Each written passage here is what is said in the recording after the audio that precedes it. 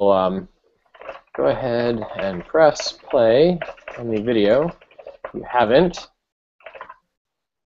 This is kind of pointless, but it's for the people on the chat saying you go ahead and press play on the video to start it if you haven't already. So we've got a decent crowd today for the chat. So for those of you who don't know, hi, I'm Josh Ledgard, co-founder of Kickoff Labs, and welcome to our live chat series. If you don't know, our product Kickoff Labs is a tool that helps you generate leads for any type of campaign with landing pages, opt-in forms, email marketing, and with just a nice little hint of a viral boost of everything that you're doing. Our chat series is a chance for us to share the knowledge that we've gotten running our product and watching what works for our customers in successful campaigns. The last chat we did was more of a webinar where we shared some of the amazing launch strategies we've seen work from our customers. Before that, we've done a series of live landing page reviews where we asked you to submit landing pages and we reviewed them live. Today we wanted to go ahead and try something a little bit different. I'd like this to be a little bit more interactive and give you guys a chance to ask questions. The topic for the question is in general marketing trends. We framed the topic earlier in a blog post, the top 5 marketing trends. I've linked to that in the chat that's online. And we've got slides to introduce each of the trends, but what I'd love for you guys to do is to join us and ask questions about the trends that you've seen. And also today, you'll also be hearing from Izzy. He's the marketing guru that pulled together that awesome post on marketing trends. Our last chat actually would have been his first introduction in the chats, but due to some technical difficulties, he missed out on presenting his parts. But I'd love for him to jump into the discussion today. So, Izzy, you can unmute yourself and say hi in a quick intro if you'd like. Hey everybody, thanks for joining our webinar, and look forward to sharing some nice resourceful tips with you. All right. And so we'll be going back to the chat from time to time as we're switching over to the presentation. So I'm going to switch over to the slides soon. I asked people, I'd like people to go ahead and get onto the chat and just introduce yourself. And so I'm going to go ahead and read some of the introductions as they're posted, just so you can understand like who's here, what you're working on, and kind of what the other people that you're chatting with a little bit. So let's see. So Jack Sutherland posted. He says he's in the early stages of starting up with his company IdeaFeed, creating a web application that creates an environment that promotes team cohesiveness and efficient problem solving for companies, startups, and organizations. The team leader posts problems they're working on, shares the IdeaFeed with the team, and they can anonymously post their creative solutions without a name, and the idea to see if anybody has suggestions, and other people can upvote or downvote their peers. Sounds like the modern day boss suggestion box, hopefully not attached to the shredder. It sounds like Frank, as guest 830, is launching a mobile commerce app. And then we have Indra, who helps early stage startups with product management and marketing, focused on user-generated video solution platforms. I think that's all of, and Louise from New York City, and I know we also had Lacey Tidwell as well on the chat. So if anybody wants to post kind of what they're working on, introduce yourself, go ahead, and we'll get to kind of read your introduction as we're going. Also, just feel free to go ahead and post. This isn't as much of a prepared presentation as it is a chance for, we've got some talking points, but it's a chance for you guys to ask questions. So get ready on the keyboard, and I'm going to switch over to the presentation to frame this.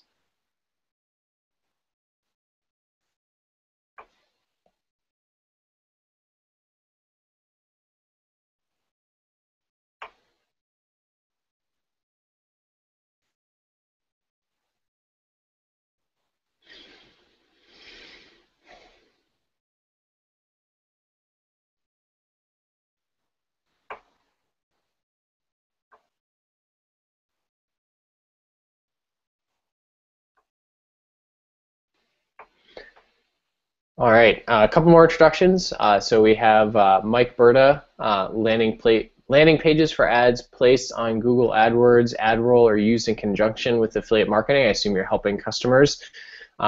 Timothy Gill, his startup SetC is launching its alpha and be updating the landing page soon to attract beta users. SetC is a tool for individuals and web publishers that allows quick filtering of long content you already display on your website. It's better than a find command or scrolling. Gives publishers a chance to understand what their users are looking for on a specific page. Thanks, Tim. And then Lacey has a longer introduction. Lacey is an independent distributor and leader with IT Works Global, founder of All Natural Skinny Wrap. I'm looking forward to get more leads on their site and Facebook business page and market the bananas out of this amazing product. I love the term.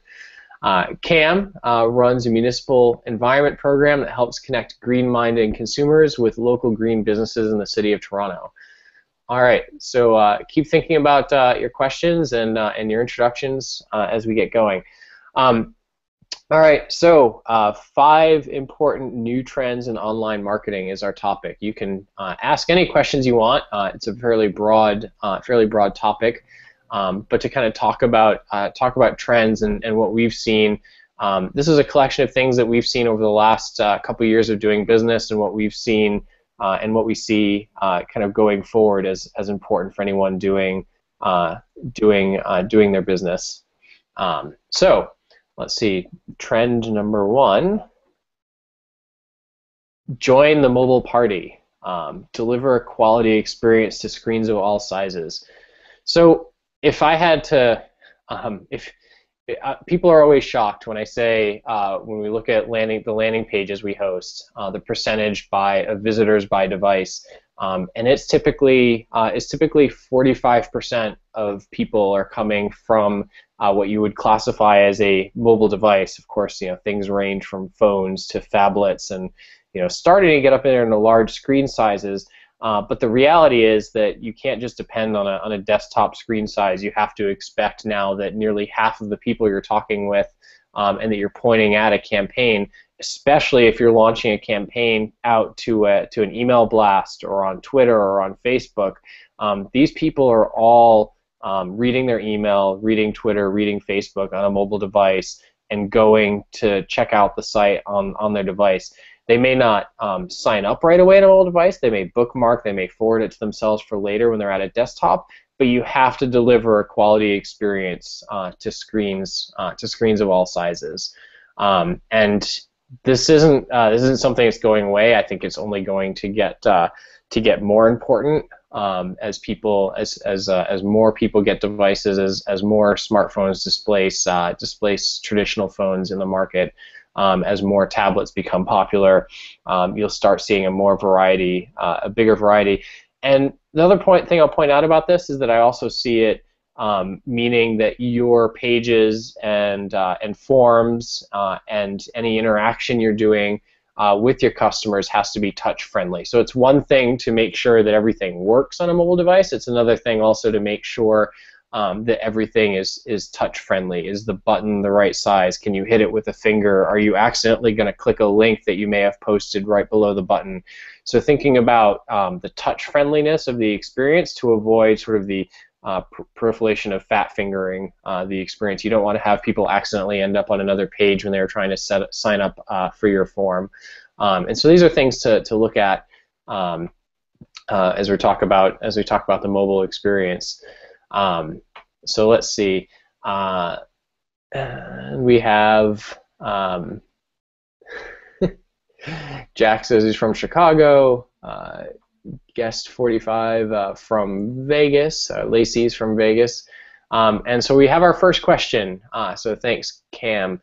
Would you recommend a responsive website over a dedicated mobile app? That is a tough question. So I'll give you my personal opinion, and then I'll give you a recommendation. And I think they're fairly similar. So my personal opinion is that I actually do have several apps dedicated to experiences that I like on my phone. the issue that I hate is that I hate to see when people force your website and you say, here's the app, you have to get it, and they put that on in front of everybody. It seems to be a common tactic. And then some people even hide information on the website and say, hey, to see the full website, just to see all this information, go to the get our app, which is just odd because it's not required on the desktop view. You can view it on the web, but you don't necessarily have to have a dedicated app for it. So my recommendation would be purely to have a responsive website and focus on that first, and the dedicated mobile app when you have a larger audience and you've got a lot more interaction that you want to get out of them. But that when you start that, that doesn't displace the responsive website.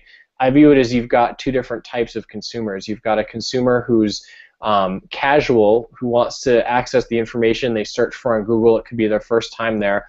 They don't want to be bothered by downloading your app. They were just looking for something, whether they were going to purchase something in your store, or whether you were going to,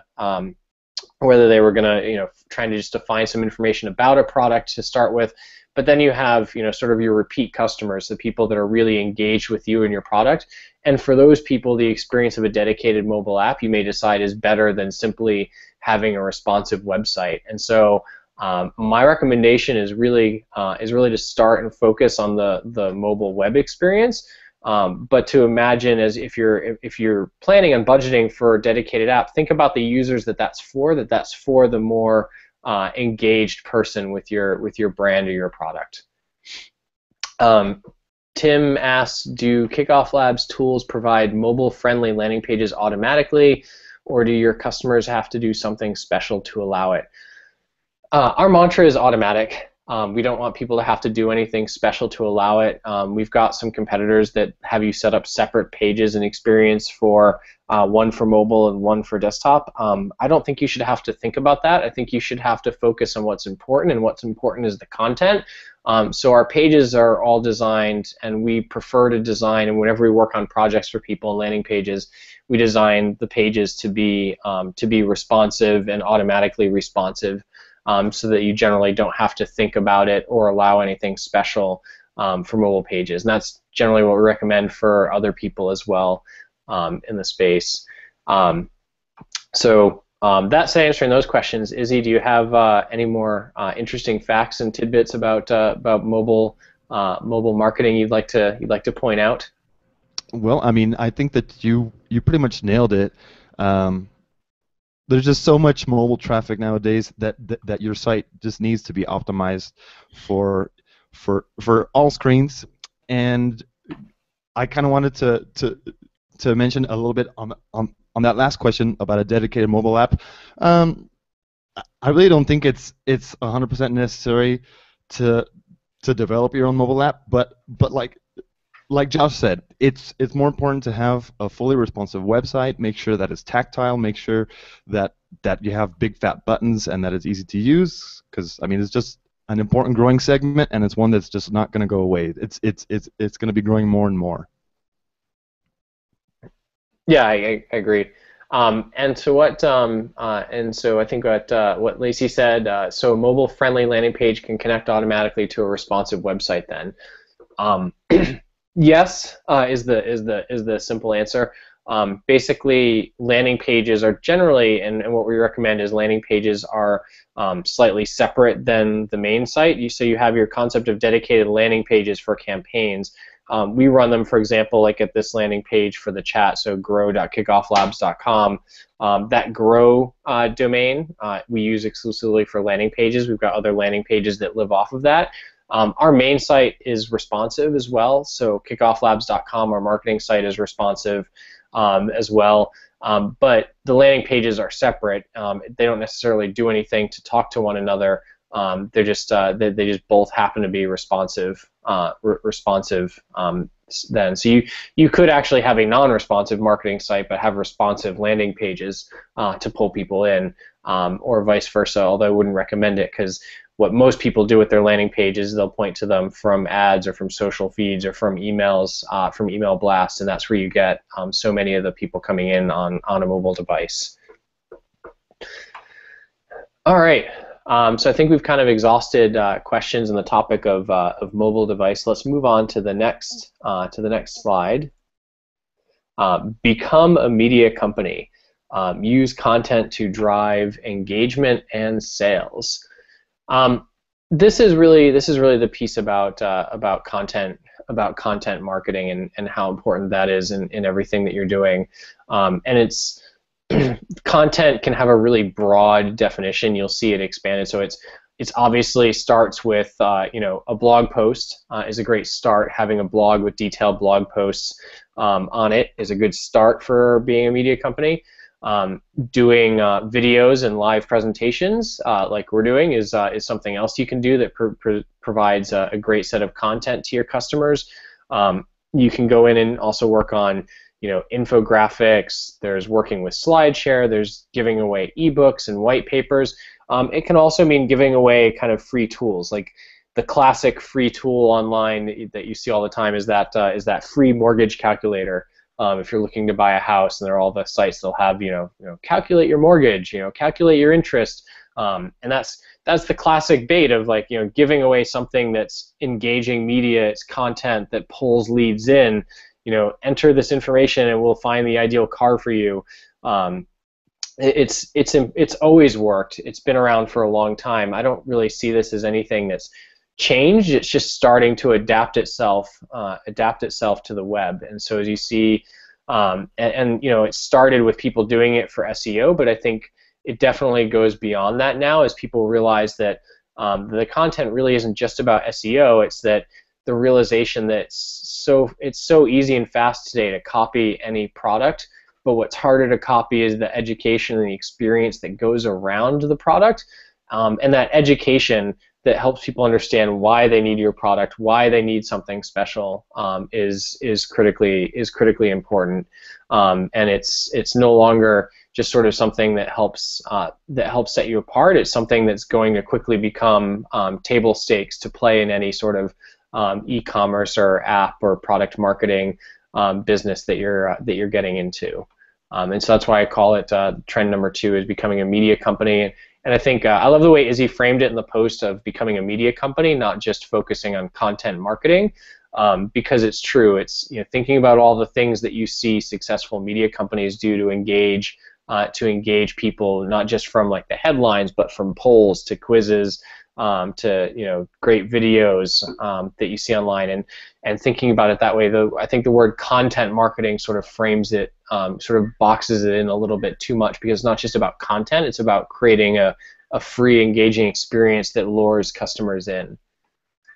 That's so true, Josh. So true. Thanks, Izzy.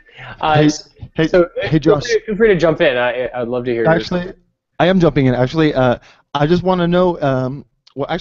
I want people to know that there is ROI in content marketing. That there is results, because I've seen that there happens to be like two schools of thought.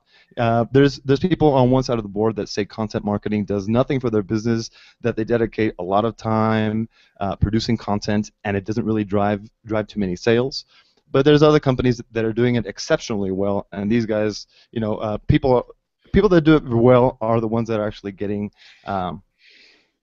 results from it. So I just want to say that us as Kickoff Labs, we've been experimenting with content marketing ever since the beginning, but we've been experimenting with different types, and yeah, I mean we're seeing some decent conversion rates. We're seeing more visits. We're seeing more signups.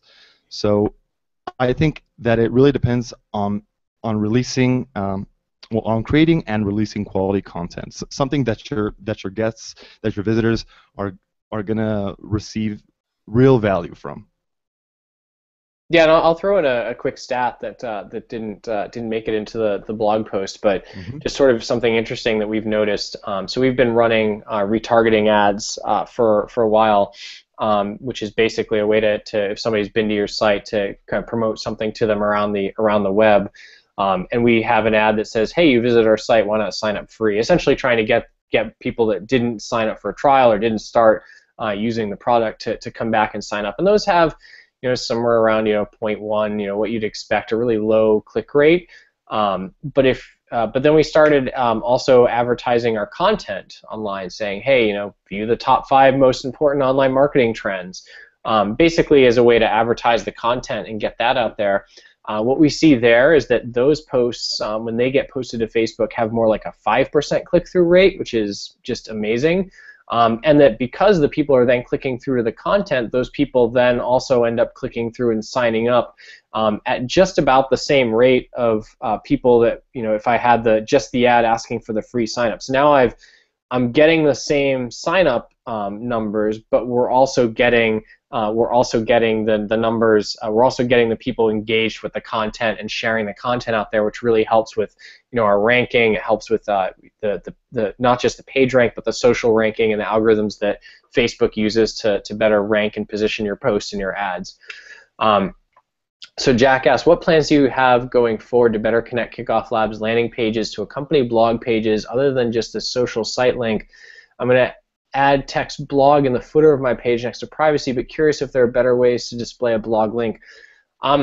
We're tending to think about it the opposite way, that landing pages are more disconnected from the main site, but we're looking at it, how can we better connect the sign up and viral sharing experience into your existing site and your existing blog. So you see some of what we do with our forums and pop-up stuff that we do on kickofflabs.com as sort of an experiment. We're looking more to it as when you start having a main website and you have a blog, that's where the bulk of your traffic is going. A landing page ends up being, after you've launched, ends up being much more about specific campaigns. And you want to focus that really on the campaign, not also showing, hey, here's the latest blog post from us. You can do that through retargeting the people who came to the landing page if you think you're going to have a separate audience. But we're thinking about it more the other way of how can we help you convert more people on your main site into somebody who's on your mailing list who's going to eventually purchase. So then Mike Berta asked the question, who do we use for retargeting? We use Perfect Audience. They've been really helpful. They'll have chats with you about if you ask them about how could we improve our campaign.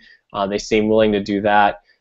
We also used AdRoll for a while. I just tend to prefer the Perfect Audience experience. It feels they feel a little bit more connected and helpful when you have questions than AdRoll. So that's generally my recommendation is to use Perfect Audience. And in general, retargeting didn't make one of these trends, but it's essentially, I look at it as it's super cheap compared to traditional advertising. So if you're doing anything to promote a landing page, especially as part of your launch strategy, it should be part of what you're doing. So you might be promoting your launch page, and you might get a 20% conversion rate on your launch page, but it's a great opportunity.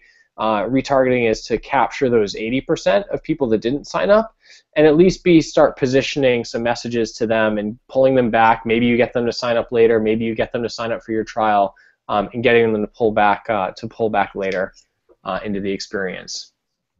So, and it also does wonders for your brand recognition too. I mean, I'm seeing a lot of startups, a lot of new companies doing retargeting, and I don't think that they're investing too much money, but it really helps with getting in front of a larger audience. All right, the next trend, getting behind the camera, and so partially that's why we've started doing these chats and producing the videos to get more engaging. I think a powerful example of this is both for long form video, which this is, and it's also you can do a great job with short form videos through explainer videos or marketing campaigns, Vines and Instagrams. If you look at something like the Ice Bucket Challenge, one of the primary reasons that took off as a viral thing, in addition to the fact it's a good cause and you're tagging your friends and it's a nifty concept, is that Facebook and other sites start doing things like auto-playing the videos as people are scrolling through the apps. And that's such a huge opportunity for brands to get engaged, to create interesting videos that are short form. It's something we haven't done yet, but I'm just amazed with kind of the opportunity that's there for people to get in front of you, in front of an audience by creating kind of that type of marketing. And Facebook, and like I said, one of the reasons that took off is because Facebook has started preferring the more engaging video traffic. They do it for a reason. They're an advertising company. They sell ads.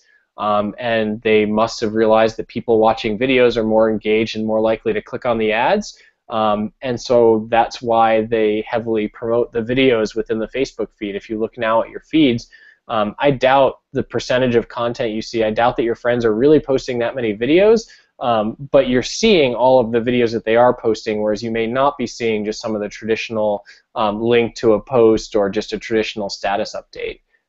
Izzy, did you have any comments on the video side?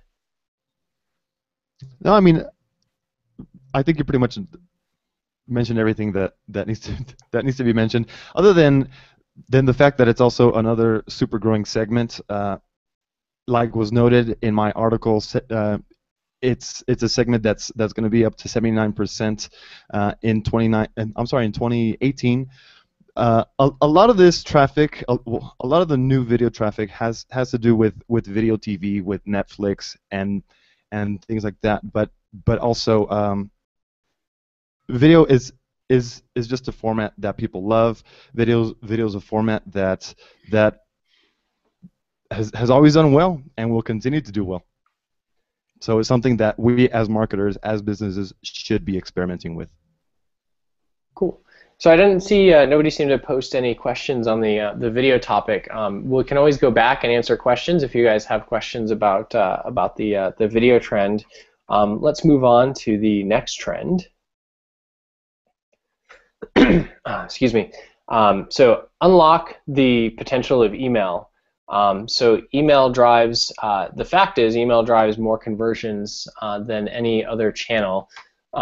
There's a great set of graphs and data that Izzy posted in the blog post where it talks about percentage of customers acquired, and you can kind of see it's not only is it people seem to think it's in decline, it's actually on the rise if you look at how customers are acquired. Whereas organic search has been on the rise, where it's most recently in 2013 around 16%. Email is second at about 6.5%. Facebook and Twitter are below 1% of customers get acquired via that social channel alone when it comes to marketing. When another stat that I read is when you look at mobile device use, which was the first big thing. A study came out, and there's a post in the Wall Street Journal, and I don't have my link up here, but a recent article in the Wall Street Journal pointed out that what people do on their phones, the first thing people look to, about 35% when they look at their phones, is their text messages. So obviously, if you can be texting customers, which is a much higher barrier to entry, that seems like the most ideal. If you can be in their messages, which is probably why companies like Snapchat and Snapchat get valued so high, because they see that as an awesome inroad into customers' lives if you can displace text messaging. But number two, at 20%, the next thing that people do on their phones is check their email. And so they're looking on their mobile device, and they're looking first at their personal messages from friends, and then they're looking at their second source, which is email. In a way distant third and fourth, they're looking at mobile social apps, but those are even below checking their favorite websites on their phone. And so if you look at what people are doing on their phone as phones get more rich, it's actually not very much different than what people were doing on desktops, with the exception that, like I said, text messages become a higher order entry in there, and messaging apps then displacing that also make it are clearly a trend. But email is still king when it comes to getting and engaging customers there. So. All right, looks like Jack posted a tip, something we found very helpful, using goanimate.com for animated product videos, very user-friendly. Yeah, I thought that was that's a great suggestion. I actually hadn't heard of the service, so I'll have to check it out afterwards. I thought another great cheap way to do the videos. I know if anybody knows of a service called Get Drip, which they do drip they do email marketing automation. So less on the lead capture like we do, more on the specific type of emails. I'm trying to find the link on their site. They recently did some quote-unquote animated videos, which were literally just paper cutouts on a desk moved around as a really cheap alternative, and they just videoed the paper cutouts moving around, which were basically clip art on the desk looking around, and filmed it themselves. And so that's also another way to look at the videos. I found it for you, Josh. I'll go ahead and share that. Okay, if you can share that, that'd be great. And then let's see. Anything else for email? All right. So let's look at the last trend, which is the abundance of testing. I think that should say A/B testing. Provides insight for data-driven decisions. Communicate the right message. So I kind of look at this as twofold. So it's not just about testing and seeing what message works more.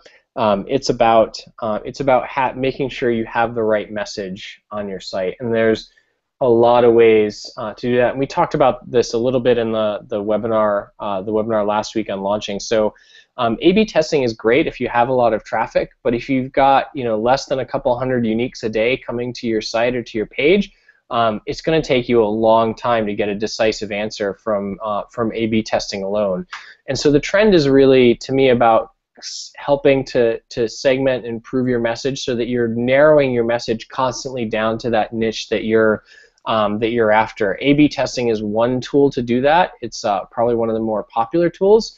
Another way to do that is, for example, with our service, Kickoff Labs, we get you customer demographic data. So if you know that 75% of the people coming into you to sign up and giving you their email address are women between the ages of 25 and 35, and a majority of them have a Facebook profile, then that kind of tells you that, hey, you could be advertising and using those targeting schemes on Facebook directly to that customer segment, and it could be an effective ad because the people signing up are already on Facebook and they meet that demographic profile. If you don't have enough traffic, you can also just start asking people that fit within your ideal demographic to look at your landing pages and give you feedback.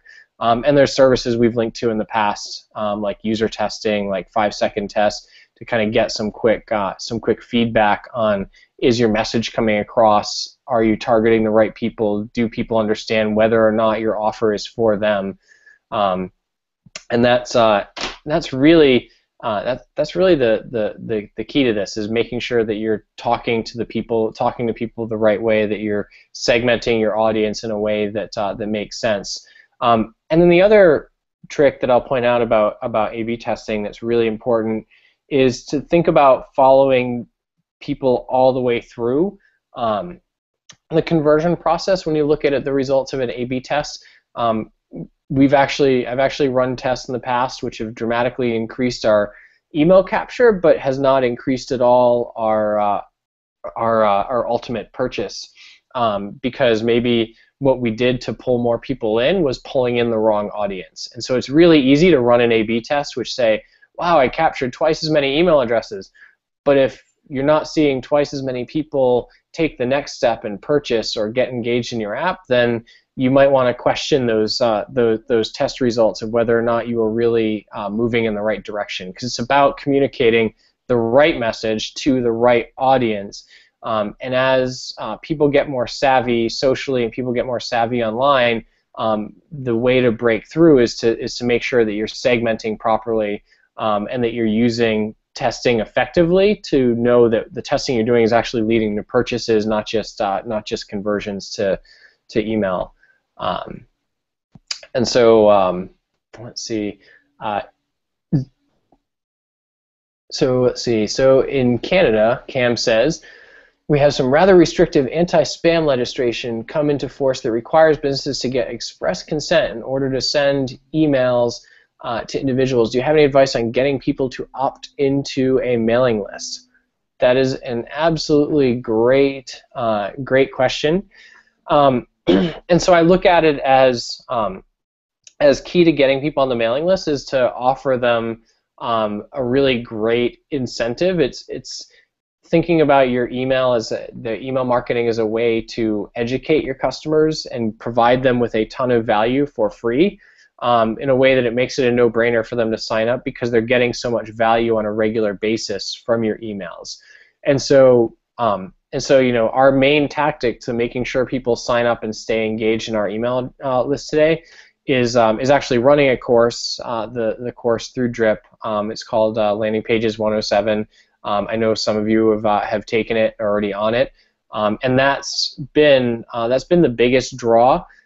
Then doing stuff like hey, get notified when we have a new chat, vote on our new chat topics is another engaging draw. So doing something that gets them engaged, gives them a reason to give their email address in. And making them want to go through the opt-in process. And this is especially true if you want to require a double opt-in of, you're not only just asking for the email address, but then you're going to send them a mail that says, hey, did you really approve this? Did you really want to sign up? And that message that says, did you really want to sign up should also be followed by, because if you do, here's the great thing you're going to get because you signed up. And then here's the great thing that you can do going forward, the great stuff that you're going to get going forward. And here's a really easy unsubscribe link, and that may sound counterintuitive, but email services really look for they really do look at open rates to improve your deliverability. And so if people aren't going to be engaged, they're not going to click on your content. You really do want them to unsubscribe, and so making that difficult should not be a goal. It actually should be a goal to make it so that people that don't want to be on the list probably shouldn't be there, and they can always sign back up at a different time when you've got something that strikes their fancy for an offer. Izzy, do you have anything you wanted to add there? I just wanted to add a little bit about A/B testing, actually, because Jack just asked a question about A/B testing, because I really don't know too much about the Canada spam laws, but I mean, getting around that, just creating another kind of experience for your visitors and for your audience. That's the way that you're going to get more signups and more engagement, basically. Let's look at Jack's question, where Jack is asking, what would be your best advice for using the data from launch pages A/B testing as a form of product validation? Yeah, best advice for using that data as a form of product validation. So, as a couple ways, if you're using a launch page to validate a product, I look at a few key things for validation. The first thing I look at is actually, were you able to drive traffic to the page? So just kind of that starting question of, were you able to pitch something to an audience where you're able to drive traffic to it on a regular basis? Because if you're not able to drive traffic over the course of 3 to 6 months launching, it doesn't get easier once your product launches to drive traffic. It's not, I think when we launched Kickoff Labs, there was this sort of imagine that even though we had the launch page, like, oh, once the real website is up, the floodgates will open and we'll start seeing a ton of traffic. And the reality is, the day we launched just turned out to be Wednesday.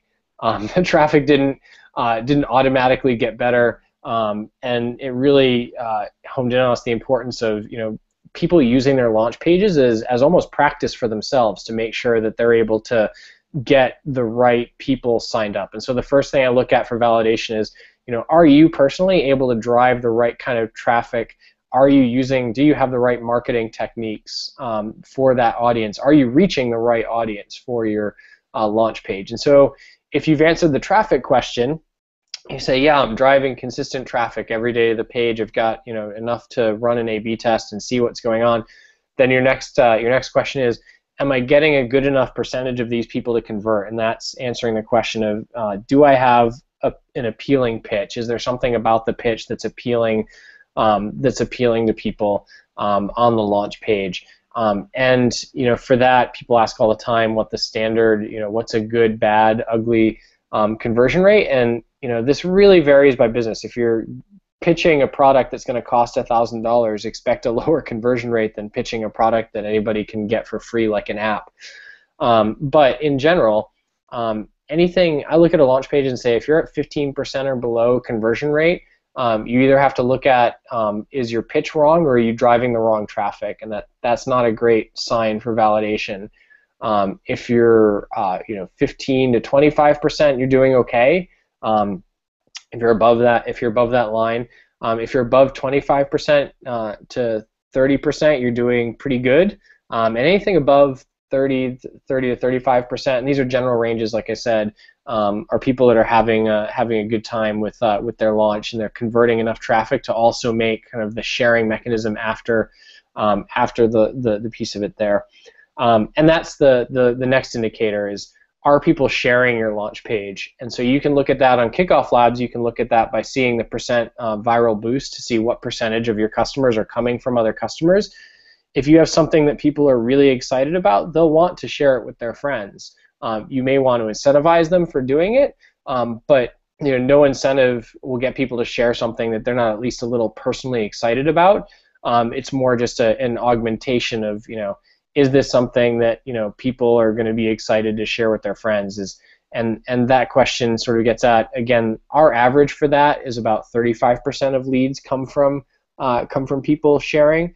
So when I look at people's pages that have like a 5% viral boost, and they ask me what's going on, part of it might just be that their initial pitch isn't as exciting as it should be to get people to share. It's not that they're lacking incentive for sharing, it's just that, what are they doing to make it worthwhile to share? Are they giving away a free report? Are they giving away something that makes something that other people want to give their friends access to? So hopefully that answers that question. Happy to take any more questions in the time that we've got left, if anybody has them.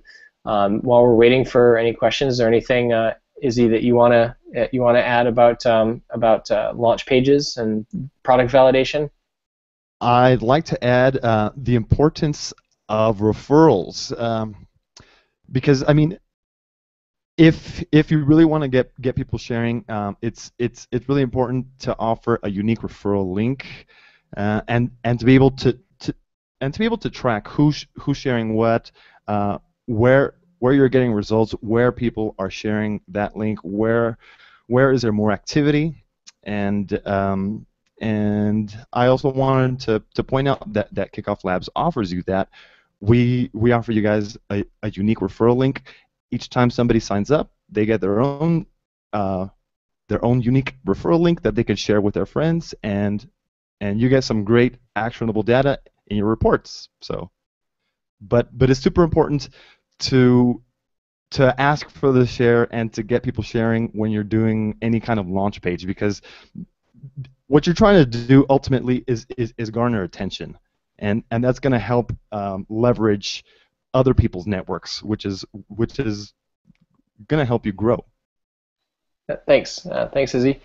So as my last pitch as a marketing trend is, you should help us make Kickoff Labs a marketing trend.